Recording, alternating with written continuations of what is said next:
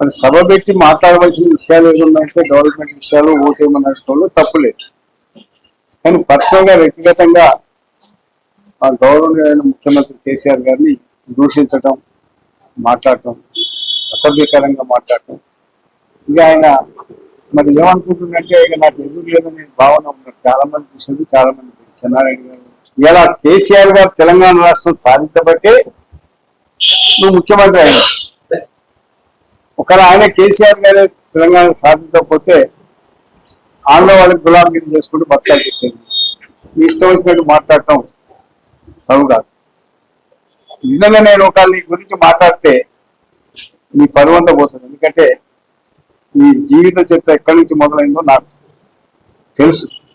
కానీ అయినా నువ్వు మాట్లాడి నేను నక్కదిత్తుడు కాదు, నువ్వు నక్కదిత్తుడు. ఎందుకంటే నువ్వు పూర్తిగా నక్కదిత్తుడు ప్రజలందరూ తెలుసు. తెలంగాణ రాష్ట్రం కాదు, 2 రాష్ట్రాల్లో ఉన్న ప్రజలందరూ కూడా నువ్వు నక్కదిత్తుడు అని తెలుసు. తెలంగాణ ప్రజలకు ఇంకా ఎక్కువ తెలుసు. ఎందుకంటే నువ్వు చంద్రబాబు నాయుడు దగ్గర ఫోటోనే ఉంది, నువ్వు కాలు పట్టుకున్నది, వ్యవహారం పట్టుకున్నది, ఇదంతా ఉన్నది కూడా ఫోటోనే ఉంది, దక్కలేదు ఏది అక్కడ. మరి నువ్వు ఆ నక్కదిత్తుడు లేదా? నేనేం నక్కదిత్తుడు వ్యవహారం చేయలేదు. నేనేం కాదు నువ్వు ఏదో జ్ఞానారెడ్డి గారు ఇది చేసినారు, అది చేసినారు అంటే నువ్వు పార్టీ మళ్ళీ నువ్వు ఎక్కడి నుంచి వచ్చినావు? నేనేమి జ్ఞానారెడ్డి గారికి చెప్పి జ్ఞానారెడ్డి గారి దగ్గర పోయి పెడితే ఆయన కాళ్ళు పట్టుకొని వ్యవహారం చేస్తున్నారు. చాలా పెద్ద మనిషి జ్ఞానారెడ్డి గారు. ఇప్పటికైనా ఆయన అసలు మాట అంటే నిజంగా నేను ఒప్పుకుంటాను. కానీ నీకేం అడుగుతున్నది నన్నంతా? నువ్వు ఇలా ముఖ్యమంత్రి వాడిని తలపిస్తే నాకేం అర్థం. నేను ఎక్కడ కూడా అగౌరవంగా ఎక్కడ మాట్లాడు. కానీ నువ్వు మించిపోయిన తర్వాత నేను కూడా మరి మాట్లాడితే కనుక నువ్వు చాలా ఇబ్బంది పాలవుతుంది. నువ్వు ఏం చేసినావు, ఎక్కడి నుంచి చేసినావు, ఎక్కడ చేసినావు కూడా అన్ని విషయాలు తెలుసు. కానీ ఎందుకంటే ఏదో సమయంలో అందరం కలిసి ఉంటాం, పోతాం, ఇడిపోతాం అది. కానీ పిచ్చి మాటలు మాట్లాడటం, ఒకరి గురించి ఒకరు పిచ్చి మాటలు మాట్లాడటం సౌకర్య పని. అయినా కేసీఆర్ గారిని జాతిపితానికి నువ్వైతే ఆ జాతిపితాన్ని ఎవరైనా ఒక్క నెల కాంగ్రెస్ లో కనీసం తెలంగాణ ప్రజలు అక్కడ ఇక్కడ మాట్లాడిన వాళ్ళని జాతిపిత అంటే ఎక్కువ మంది ఉప్పు ఉన్నారు. నువ్వేమన్నా చేసినావా? తెలంగాణ వద్దన్నాడు, తెలంగాణ వద్దు వ్యతిరేకంగా ఉన్నవాడు.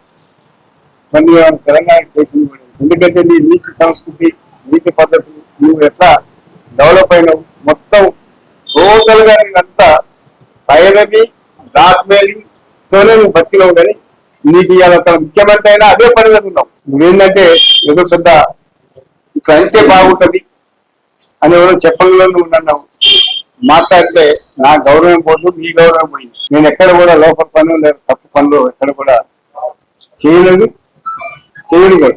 ఫోన్ ట్యాపింగ్ లో నువ్వు ఏమంటావు? ఆడవాళ్ళ మాటలు కూడా పిల్లల మాటలు కూడా వింటున్నారంటే ఈ బుద్ధి జ్ఞానం చదువు అజ్ఞాని అన్నట్టు.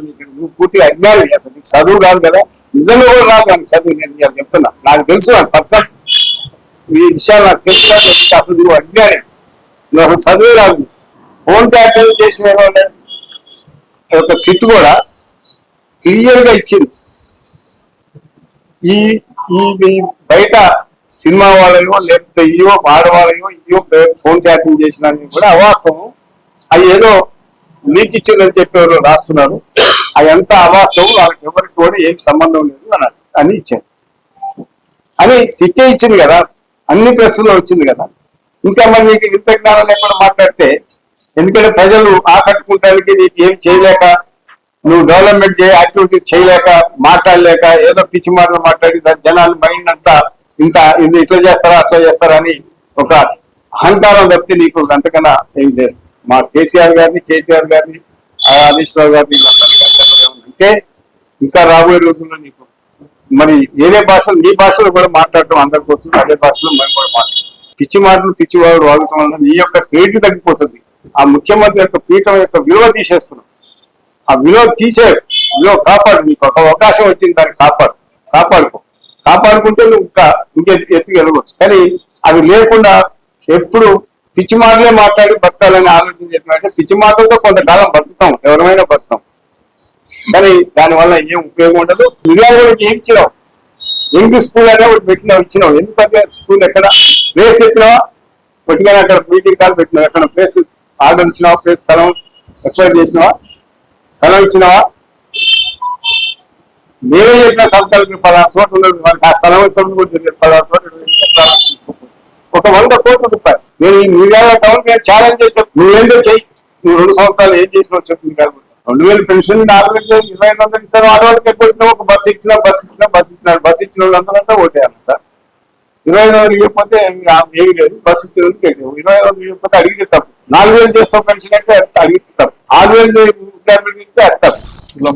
కులం వల్ల అడుగుతాడు, ఒక ఇచ్చింది లేదా సచ్చి ఇంతపడం. రేవంత్ రెడ్డి ఇంకొకసారి కనుక నా గురించి మాట్లాడు, నీ జీవన సరళి మొత్తాన్ని కూడా మళ్ళీ నేను మాట్లాడాల్సిన పరిస్థితి వస్తుంది. ఇంకొకసారి ఇటువంటి మాట్లాడు, ప్రభుత్వం గురించి మాట్లాడు, లేదు నువ్వు చేసే కార్యక్రమాల గురించి మాట్లాడు, ఇంకేమైనా మాట్లాడు. వ్యక్తిగత జీవితంలో మనందరం కలిసి ఉన్నాం, అప్పుడు ఎప్పుడు కలిసి ఉన్నప్పుడు మాట్లాడుకునే అన్ని కూడా మళ్ళీ నా మీద నువ్వేం మాట్లాడలేవు, కానీ నేను మాట్లాడడానికి చాలా ఉంటాయి. కానీ నేను అట్లా అసలు చెప్పట్లేదు, ఏమిటని చెప్పట్లేదు. మాట్లాడేటప్పుడు పద్ధతి, సిస్టము, ఒక ఇది ముఖ్యమంత్రి గౌరవాన్ని కాపాడు. కానీ ఒట్టిగా నీ స్థాయి నా స్థాయి చిన్నది, ఎందుకంటే నీ పదవి స్థాయిలో ముఖ్యమంత్రి కదా. అసలు భాస్కరరావు స్థాయికి దిగదాన్ని అంటే అసలు నీ గౌరవం ఏందో నాకు అర్థం కాదు.